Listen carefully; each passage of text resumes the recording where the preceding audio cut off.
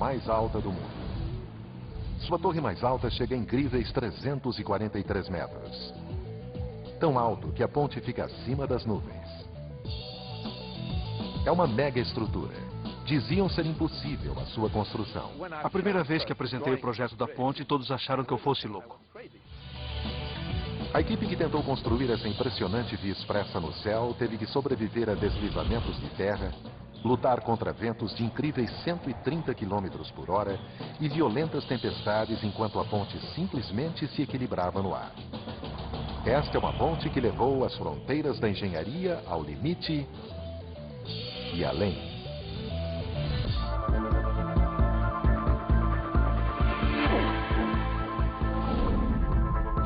Obras incríveis. Ponte Millau.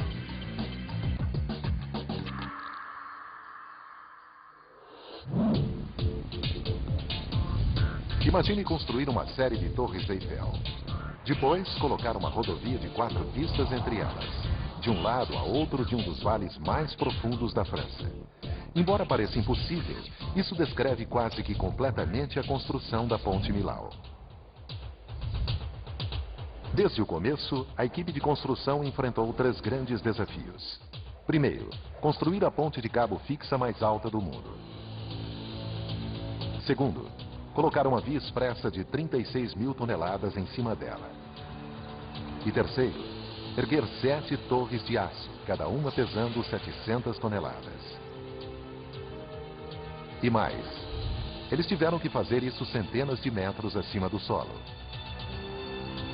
Tão alto que se você estivesse no topo da Torre Eiffel, você ainda estaria olhando para cima para esta incrível ponte.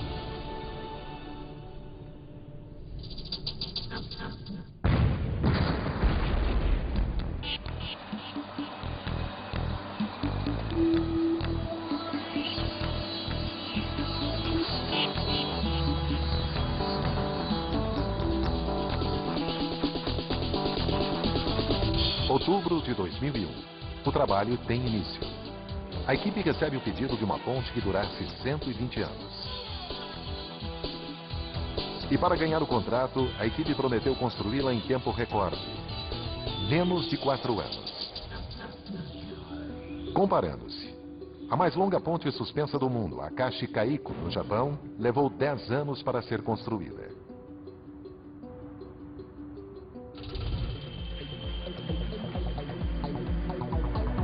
Qualquer atraso na obra lhes custará $30 mil por dia em penalidades.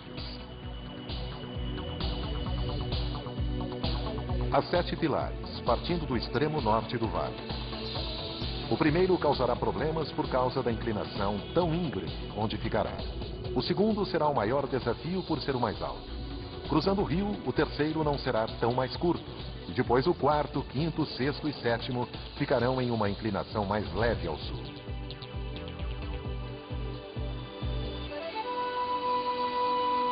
Para começar, a equipe teve que enterrar bem as fundações no leito rochoso para que elas pudessem sustentar o enorme peso da ponte sobre si. Mas as forças da natureza estavam contra eles.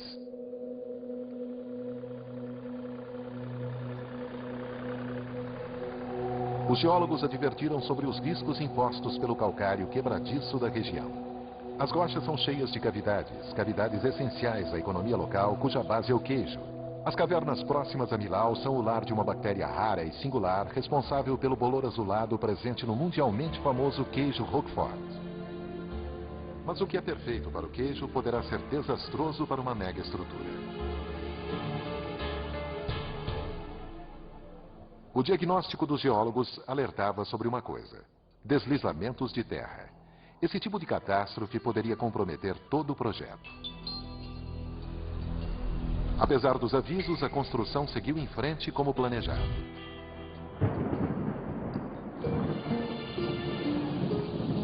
Então, ainda no começo, como previsto, uma violenta tempestade causou um deslizamento de terra. –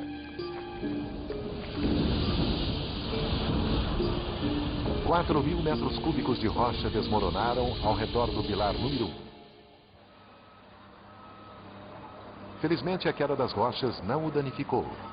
Mas o aviso era claro. Eles foram forçados a desviar a mão de obra e o equipamento para estabilizar o morro e evitar que outro deslizamento ocorresse. Mas se a área estava propensa a deslizamentos, por que construir a ponte mais alta de todas justamente aqui? A resposta é simples. Nos anos 80, a França construiu uma via expressa ligando Paris diretamente à Espanha. Esta artéria principal levava ao sul do país cruzando o interior da França. Do Mediterrâneo, a via expressa ia em direção ao norte, até ambas atingirem um dos vales mais profundos da França.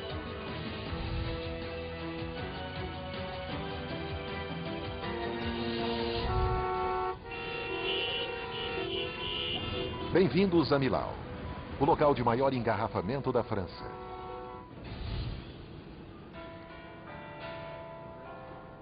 A cidade de Millau está na região montanhosa de Massif Central, uma das partes mais tranquilas do país.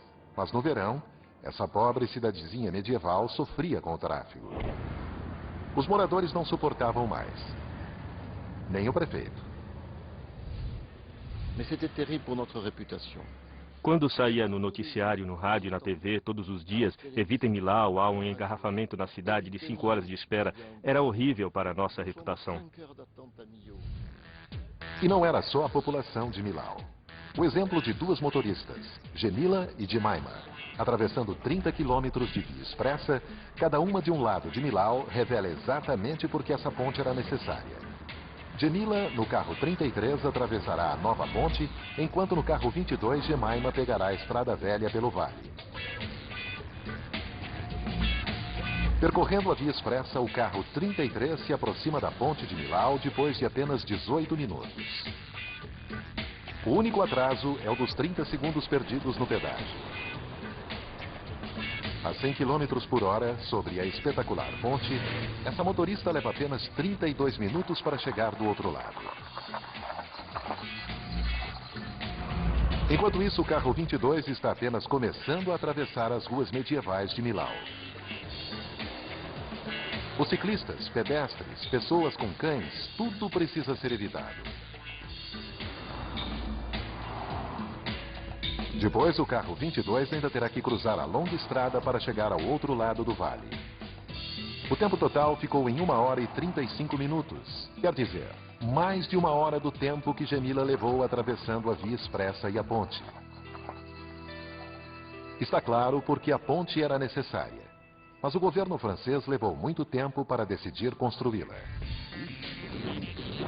12 anos antes de a construção começar em Paris, o ministro do Transporte imaginou uma solução. O responsável pela construção da ponte, Michel Verloger, não é um engenheiro comum. Ele é um homem que pensa grande, muito grande. Haja vista seu projeto, a Ponte da Normandia, no norte da França, a mais longa envergadura sustentada a cabos do mundo. Depois do término dessa estrutura que quebrou recordes, Verloger passou ao seu próximo projeto, Millau. Seu novo plano era outra ponte sustentada a cabos, mas levando a tecnologia além de qualquer coisa antes tentada, com pilares 4 vezes mais altos que a Ponte da Normandia.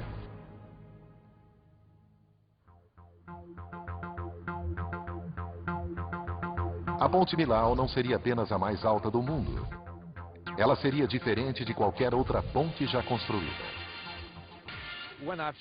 A primeira vez que eu mostrei o projeto da ponte para as autoridades, todos acharam que eu fosse louco. A Ponte da Normandia de Verloger tem 2 grupos de cabos sustentando o passadiço. Mas ele queria ir mais longe com Millau, perdendo uma fileira de cabos e conseguindo com isso que a linha remanescente fosse forçada a fazer 2 vezes seu trabalho. E o mais dramático, em vez de uma única envergadura principal, os 2,5 km da Ponte Millau precisariam de uma série completa de pilares para sustentá-los por sobre o vale.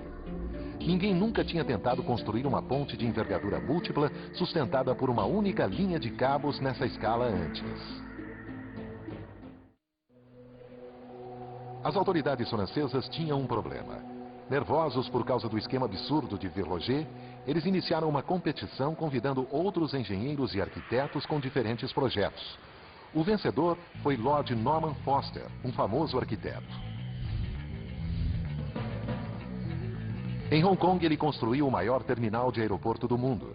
Em Barcelona, escritórios literalmente ficam em cima de um mastro em uma torre de comunicação. Este é um homem que regularmente promete o impossível, mas cumpre.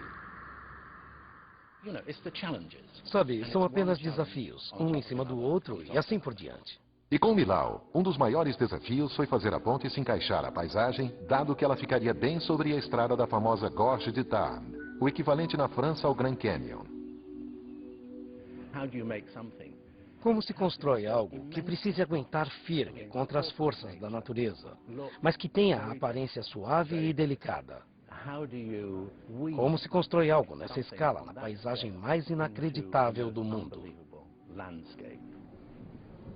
Ironicamente, a resposta de Foster foi pegar o primeiro desenho de Viollet e levá-lo a um estágio adiante.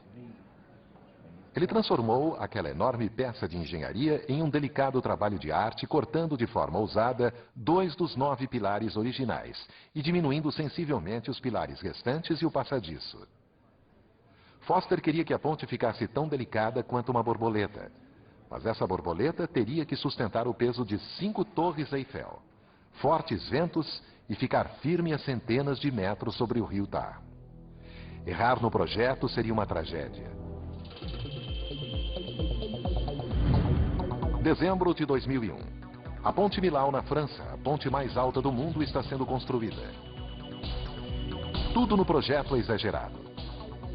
Será preciso usar 200.000 toneladas de concreto, uma quantidade tão grande que a equipe terá que construir uma fábrica de concreto no local. Não há nada de convencional nesse concreto e sua fórmula terá que ser exata. O concreto precisará de uma grande força estrutural para suportar as enormes cargas que serão postas sobre ele, mas não poderá secar depressa demais, dado que terá que ser derramado de centenas de metros de altura. Além disso, ele precisará ter a cor certa para que se encaixe a visão que Norman tem do projeto. Na verdade, a visão do arquiteto criou uma dor de cabeça para a equipe de construção. Ele desenhou cada pilar com uma forma geométrica complicada, com sulcos verticais em toda a sua extensão para criar sombras. Mas o que é apenas um desenho no papel para o arquiteto foi um grande desafio para a equipe de construção. Os enormes pilares são construídos passo a passo, derramando-se concreto em um molde temporário. Para dar a força exigida, os moldes são preenchidos com uma moldura de barras de aço. No total, 16.000 toneladas dessas barras de aço serão colocadas de uma extremidade a outra em presas. Isso resultará em 4.000 quilômetros de Millau até a África Central.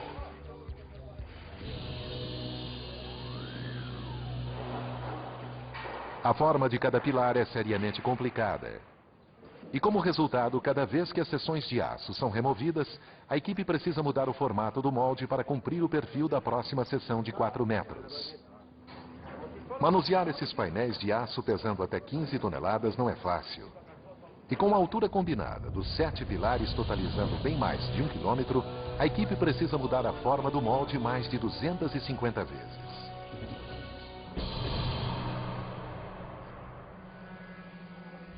A cada 3 dias, cada equipe responsável por cada um dos pilares passava por esse ciclo completo, depois eles repetiam o processo.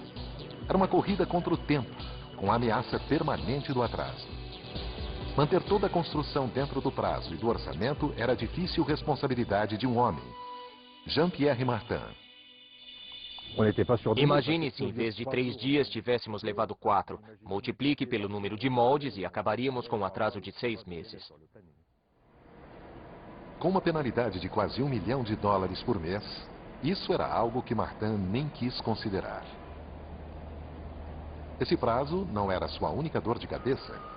É necessário muita precisão quando se está construindo a ponte mais alta do mundo. Algo errado e a ponte simplesmente pode cair. Apenas 10 centímetros de diferença, cerca da largura de um pulso em cada seção de 4 metros, e o pilar mais alto poderia estar a menos 6 metros de distância do topo. Isso equivale à espessura da fuselagem de um jumbo. Cada equipe está mirando em um ponto específico no céu.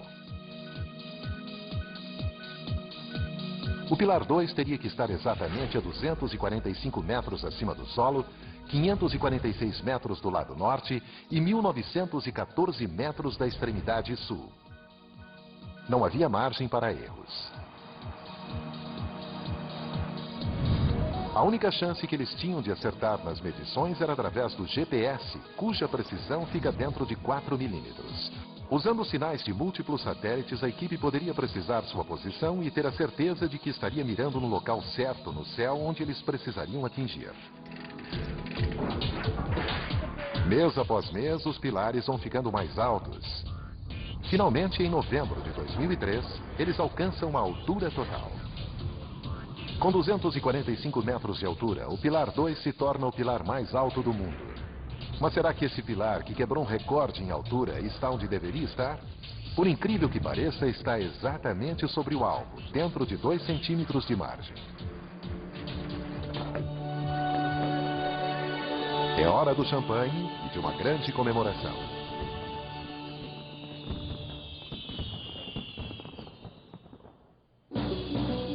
Contra todas as previsões, eles estavam um mês à frente do prazo, mas a equipe não podia se dar ao luxo de relaxar. O próximo estágio do projeto seria a parte mais difícil de ser construída.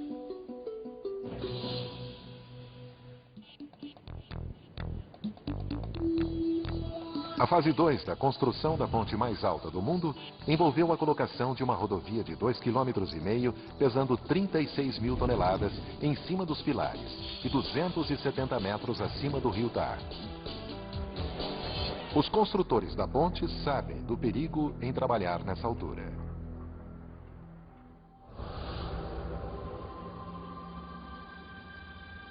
Mais de 34 pessoas morreram construindo a ponte do Brooklyn, em Nova York. Outras 35 morreram em 1970 na ponte Westgate, em Melbourne, na Austrália. E um ano depois, 13 trabalhadores morreram quando a ponte de Koblenz, na Alemanha, caiu no Reno.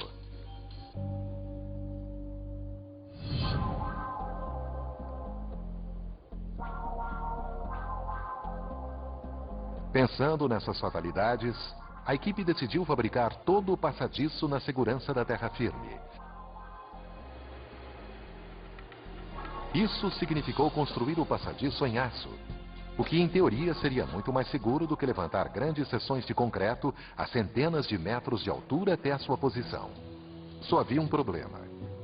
Ninguém nunca tinha colocado o passadiço de uma estrada sobre pilares a essa altura, muito menos com mais de 2,5 km de comprimento. No final, apenas um fabricante de aço teve a coragem de encarar esse desafio colossal. Eiffel, a companhia de aço montada pelo grande engenheiro francês. Eiffel construiu o que um dia já foi a ponte mais alta do mundo, a Ponte Garabit, no sul da França. Isso antes de fazer a moldura para a Estátua da Liberdade em Nova York e, é claro, construir a torre que é a sua assinatura em Paris. Mas apesar da experiência da empresa, o gerente da Eiffel sabia que estava correndo um sério risco.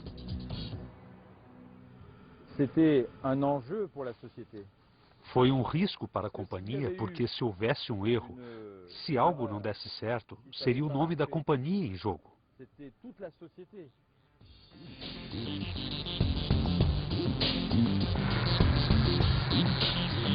Eles fabricaram as enormes seções que formaram o passadiço da ponte nas usinas de aço da empresa. Esse imenso quebra-cabeça envolveu a fabricação de 2.200 seções separadas, pesando até 90 toneladas cada e algumas com 22 metros de comprimento. Sua precisão foi medida com laser, dentro de uma fração de 1 milímetro. Os enormes tubos quadrados são a parte central que deveria tornar o passadiço rígido. Os painéis triangulares laterais serão soldados de cada lado para criar a largura de uma rodovia de 4 pistas. Para cumprir o prazo apertado, Bonomo automatizou a produção com um robô soldador de 2 cabeças e com uma máquina cortadora de plasma. Cada padrão de corte é programado dentro do computador. Depois, a máquina automaticamente corta seu caminho pelo aço. A tocha alcança escaldantes 28.000 graus centígrados. Isso é 5 vezes a temperatura do centro da Terra.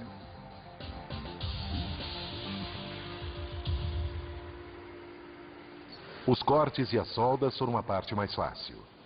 O mais difícil foi levar essas seções monstro a quilômetros de distância até Millau. O caminho teve que ser planejado com precisão para evitar grandes danos. A polícia coordenou a segurança e abriu espaços. Mesmo com esse nível de preparação, parecia que alguns obstáculos estavam perto demais. Esse evento nunca tinha sido visto antes. Para construir a ponte foram precisos mais de 2.000 extraordinários comboios.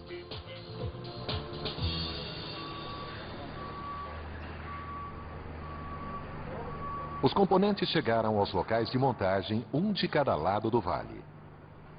Aqui, as peças do enorme quebra-cabeça foram soldadas para formar as duas metades do passadiço. Mas colocar essas duas metades sobre o vale, em cima da ponte mais alta do mundo, seria o maior desafio. Eles seriam a primeira equipe a colocar uma via expressa sobre pilares mais altos que um arranha-céus de 80 andares. E para levar a construção da ponte além de qualquer outra coisa antes tentada, eles planejaram colocar o passadiço de 2,5 km sobre duas peças colossais. O engenheiro-chefe da ponte, Jean-Marie Crémer, foi um dos poucos que acreditaram que isso poderia ser feito. Nem os engenheiros que conhecem bastante esse método acreditavam que fosse possível. Se a equipe tivesse errado nos cálculos, toda a estrutura teria caído sobre o vale.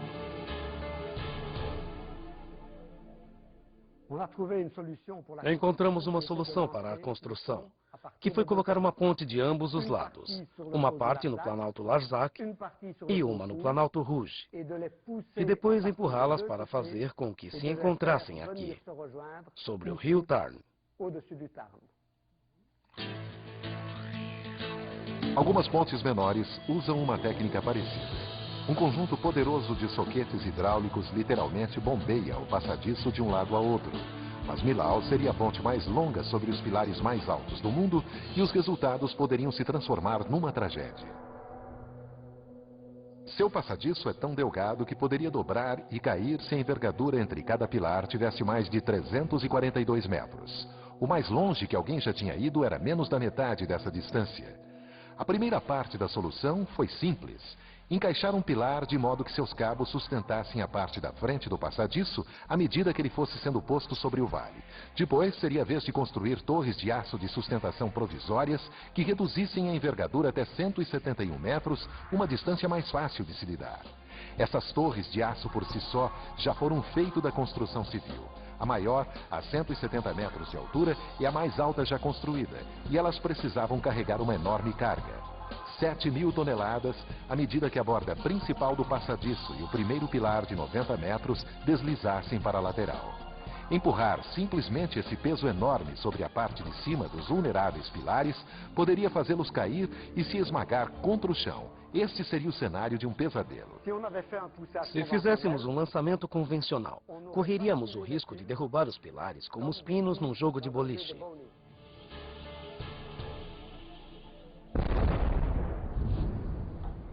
Alguém precisava reinventar a maneira pela qual esse tipo de ponte é feito. Essas pessoas foram Marc Buonomo e Jean-Marie Crémer, que surgiram com um plano. O princípio básico pode ser demonstrado com uma pesada caixa e uma mesa de oscilação. Com um lançamento normal, a gente correria o risco de derrubar os pilares. Quero avançar o passadiço sobre o pilar, mas se eu empurrar o passadiço daqui, dessa parte, eu poderei derrubar os pilares, porque eles são altos demais.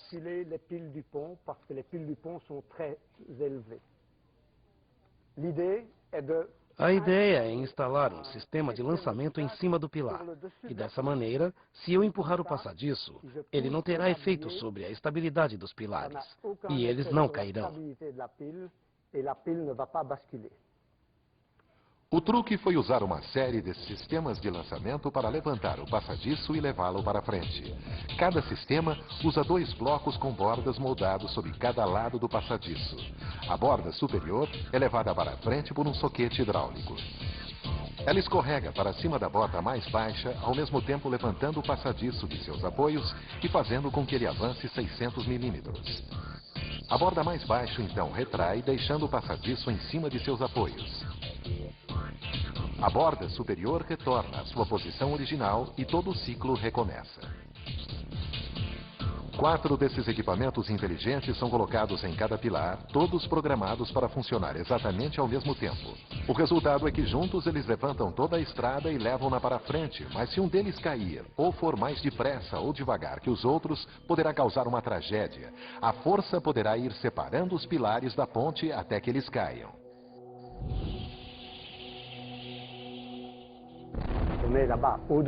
Quando você está lá em cima e vê a ponte a 300 metros abaixo, você se pergunta, será que foi uma boa ideia? O futuro de todo o projeto estava agora em um protótipo, e ele nunca tinha sido testado. Eles largaram. Continuamos assistindo Obras Incríveis no Nat Geo. É manhã do dia 26 de fevereiro de 2003, o dia decisivo para a ponte mais alta do mundo. Tudo está prestes a ser testado. A flexibilidade do passadiço, a força dos pilares temporários e principalmente o sistema hidráulico pioneiro.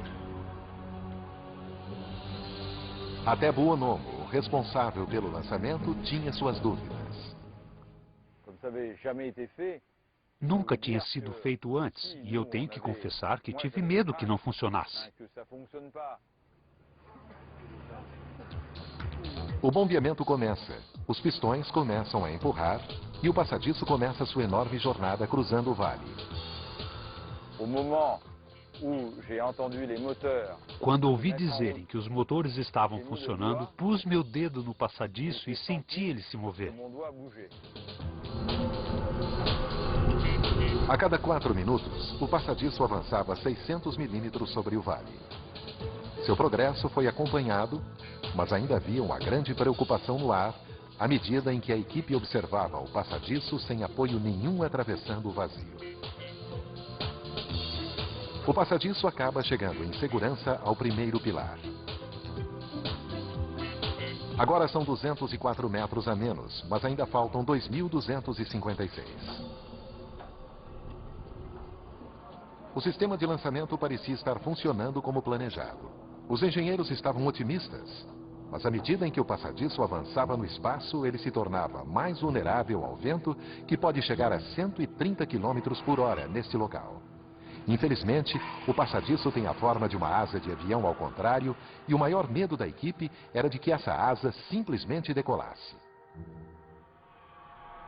Os engenheiros mantêm a atenção no vento e nas condições do tempo.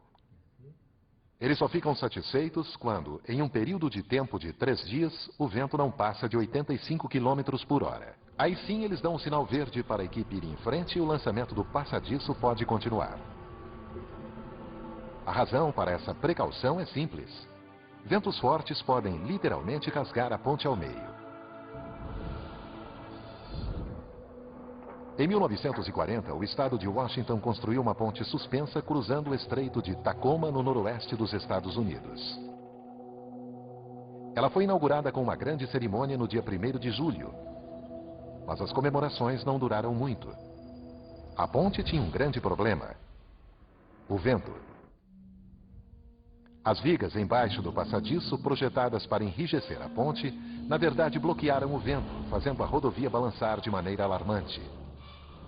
Os moradores logo a apelidaram de Galloping Gantry, Gertrudes Galopante. No dia 7 de novembro, com ventos a menos de 70 km por hora, a ponte começa a balançar violentamente. Às 11 horas da manhã, a vida da Gertrudes Galopante acaba. O vento faz a ponte cair no rio. Testes em túneis aerodinâmicos agora são um procedimento padrão em consequência do que aconteceu àquela ponte. No caso da Ponte Millau, a equipe de construção analisou os ventos no Vale de Tarn durante mais de 18 meses e depois recriou as condições analisadas ali em um túnel aerodinâmico. O engenheiro Olivier Flamand ficou chocado com os resultados. A velocidade média do vento era relativamente baixa, mas a forte turbulência criava ventos de picos muito rápidos. O terreno acidentado no local cria uma séria turbulência na altura do passadiço. Os ventos chegam a 130 km por hora. Isso é a força de um furacão. A equipe testou cada aspecto da ponte para analisar os riscos. Pilares, estrutura e principalmente o passadiço. Mas o problema não era só a aerodinâmica da ponte terminada.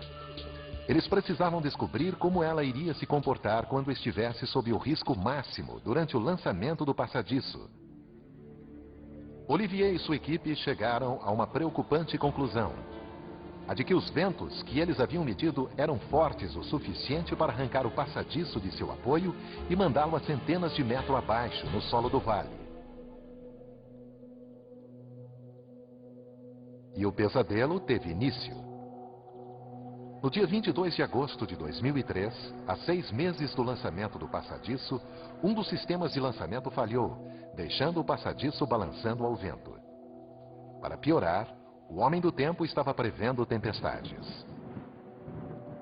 Até então, essas enormes máquinas de bombeamento tinham funcionado perfeitamente, mas a verdade é que elas eram protótipos e, devido ao horário frenético, nunca haviam sido testadas. O problema foi que o teflon entre as superfícies de deslizamento rasgara, e a fricção gerada foi muita para que os soquetes hidráulicos pudessem combater.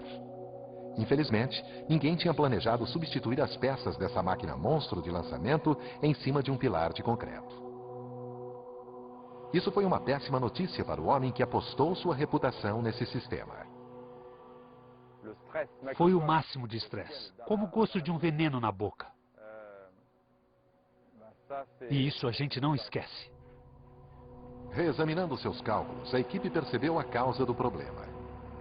Eles haviam subestimado as forças entre as superfícies deslizantes, mas não iriam conseguir consertá-las sem as peças de reposição necessárias. O relógio estava andando e Marc Bonomo precisava de uma solução depressa. Quando o Apollo 13 voltou com aquele incidente, os engenheiros da NASA exigiram que fosse feita uma investigação de tudo o que estava a bordo, para saber como reparar futuros problemas. A equipe de Millau fez uma investigação. Eles descobriram que outras máquinas de lançamento que ainda não estavam sendo usadas poderiam fornecer as novas superfícies de teflon de que eles precisavam. Trabalhando a noite toda, a equipe estendeu a plataforma de acesso. Isso lhes permitiu tirar 5 metros de comprimento, 2 toneladas de bordas de aço, substituir o teflon e remontar a máquina de lançamento. Às 8 da manhã seguinte, ela estava pronta para recomeçar o lançamento. O resto da semana, as tempestades previstas chegaram e outro conjunto de máquinas de lançamento se foi. Quando o passadiço finalmente chegou em segurança ao próximo pilar, a equipe respirou com grande alívio. Foram 4 horas de pânico. E eu nunca vou esquecer disso. Os 2 passadiços continuaram sua jornada através do vale.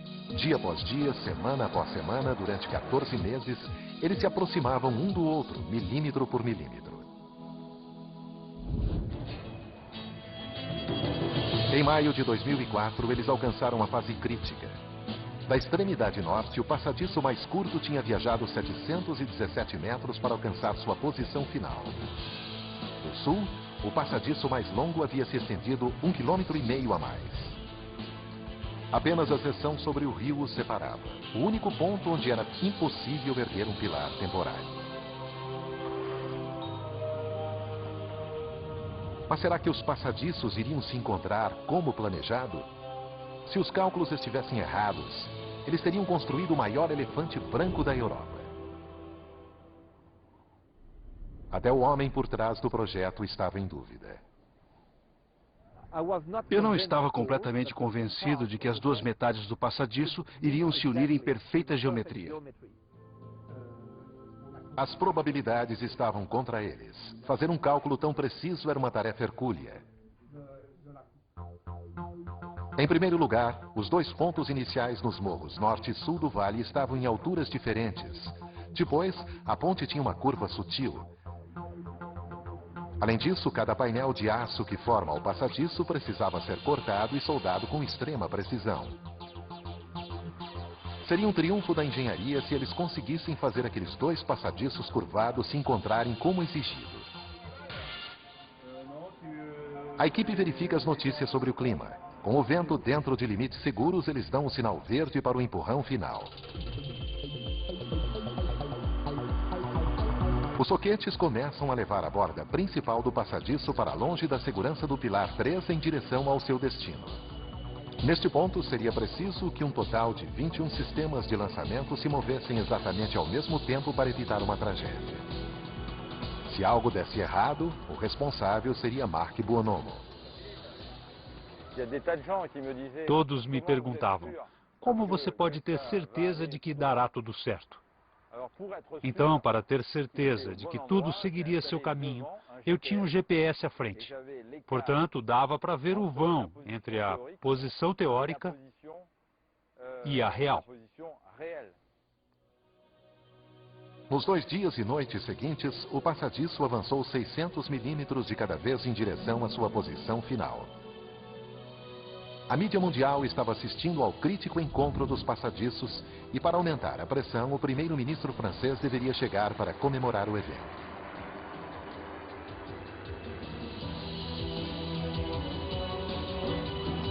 O passadiço desliza para frente. Agora as seções estão separadas por alguns centímetros somente e uma garrafa de champanhe espera entre elas para marcar o grande momento. Finalmente, a união. Os enormes passadiços de aço viajaram um total de 2,5 km sobre este vale e depois da verificação, a equipe descobre que eles estão alinhados dentro de 1 centímetro. A precisão foi de 99,999%. Toda a medição, todos os cálculos valeram a pena. Eles conseguiram.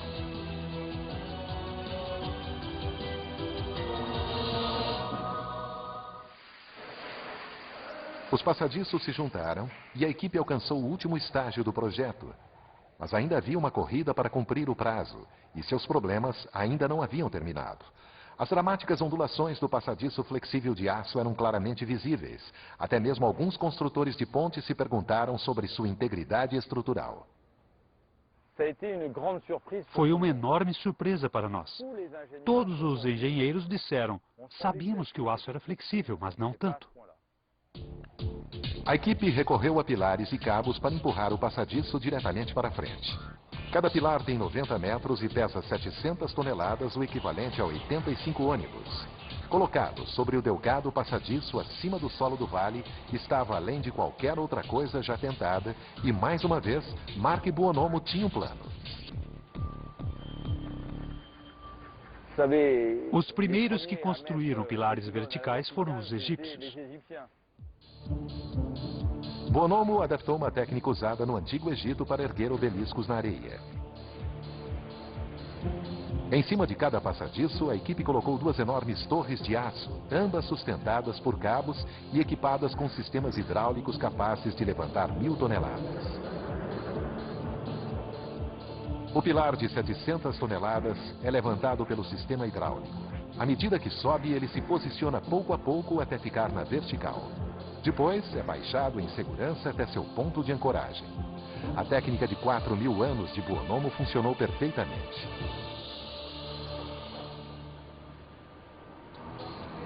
Com os 7 pilares no lugar, a equipe já pode ligar os cabos que vão fortalecer o passadiço e dar a ele a força para suportar o peso do tráfego pesado. É o que eles esperam. O peso da rodovia é agora de 40.000 toneladas. O equivalente a um navio de cruzeiro. E os 154 cabos deverão evitar que ele caia. Os cabos mais fortes são feitos de 91 feixes individuais de aço e têm uma força de quebra de 15.000 toneladas. Fortes o suficiente para segurar 25 jumbos, todos a empuxo total.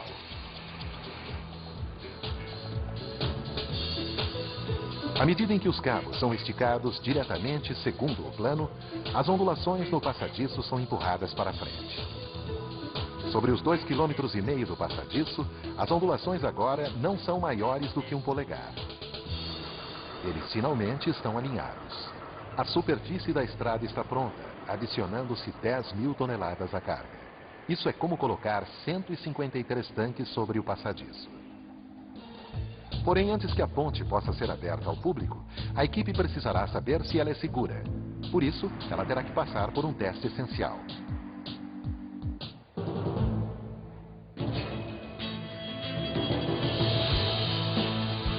Depois de 3 anos, a equipe que construiu a Ponte Millau na França está prestes a descobrir se seus cálculos estavam corretos. Em uma ponte de uma só envergadura e sustentada a cabos como a Ponte da Normandia, o excesso de carga sobre a seção principal não é problema, porque os cabos estão ligados ao solo e não cedem. Mas nas 8 envergaduras da Ponte Millau, os cabos são ligados aos passadiços das seções adjacentes. Uma carga a mais sobre uma das seções a fará cair, empurrando os cabos para baixo. À medida em que os pilares se alinham, os cabos são empurrados para cima, levantando os passadiços vizinhos e causando um perigoso efeito de ondulação. Chegou a hora de a equipe testar a ponte. Esses 28 caminhões têm um peso combinado de mais de 900 toneladas. Eles estão posicionados em um ponto crítico, a envergadura do meio. Os engenheiros prendem a respiração. Eles tiram as medidas. A envergadura cede apenas 26 centímetros. Isso é um triunfo para os engenheiros. A ponte foi projetada para suportar mais que o dobro disso. 4 semanas depois, no dia 14 de dezembro de 2004, o presidente Jacques Chirac inaugurou oficialmente a ponte. Um momento de orgulho para toda a França.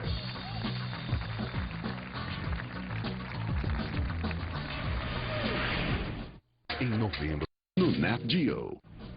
Pouco mais de 3 anos de construção produziram a ponte mais alta do mundo, projetada para durar no mínimo 120 anos. E contra todas as probabilidades, o gerente do projeto conseguiu terminar o trabalho a tempo, mas não foi esse o seu maior motivo de orgulho. O que me deixa feliz é que não tivemos nenhum acidente sério, somente alguns ferimentos leves. E sabemos que em locais de construção acidentes sempre acontecem.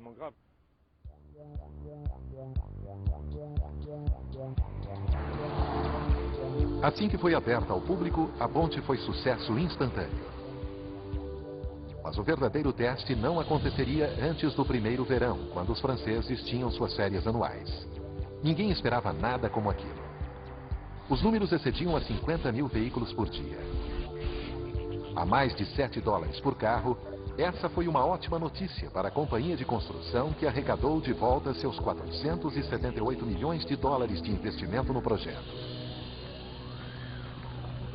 Foi uma construção épica. Mas o mais difícil é mantê-la. Thierry e Franck estão encarregados do P2, o pilar mais alto da ponte. Essa estrutura não é feita de blocos sólidos de concreto, mas sim de uma série de espaços ocos. Seu trabalho é testar os sistemas de comunicação e circuitos elétricos de cada um dos 7 solos estruturais. Isso envolve uma escalada de 343 metros subindo degrau por degrau o resto do dia.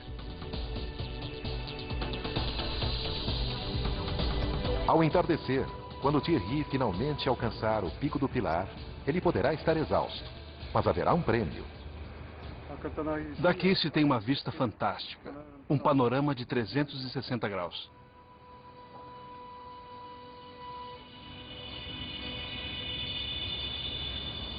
A ponte mais alta do mundo se tornou um ícone.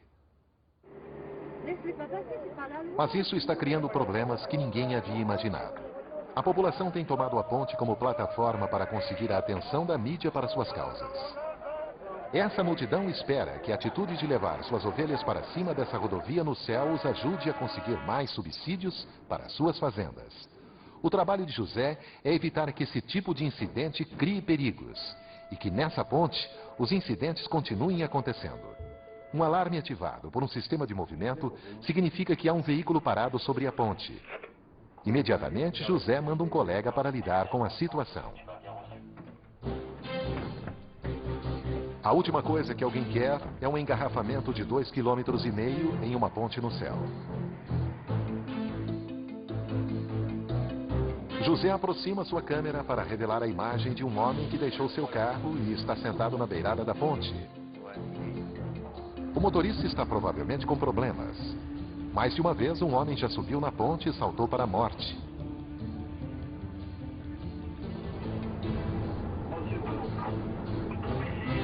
Bruno interveio. Bom dia. Bom dia. Felizmente, trata-se de um fotógrafo irresponsável. Poderíamos dizer que a Ponte Millau é uma vítima de seu próprio sucesso. Ela definitivamente tornou-se uma grande atração turística, tendo recebido 700 mil visitantes nos primeiros 9 meses.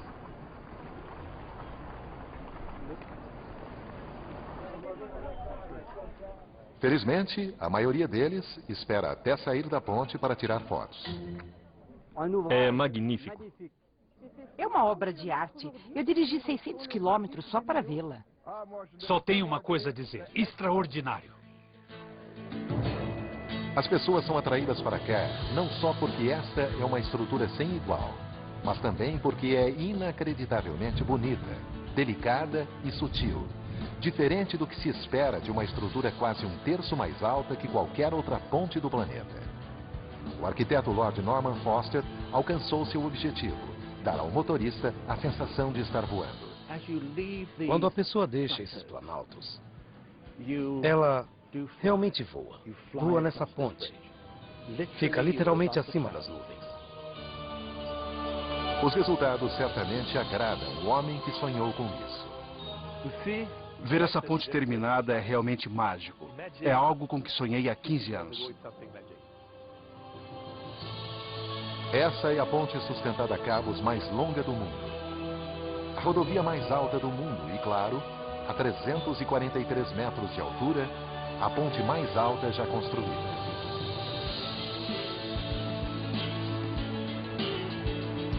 Versão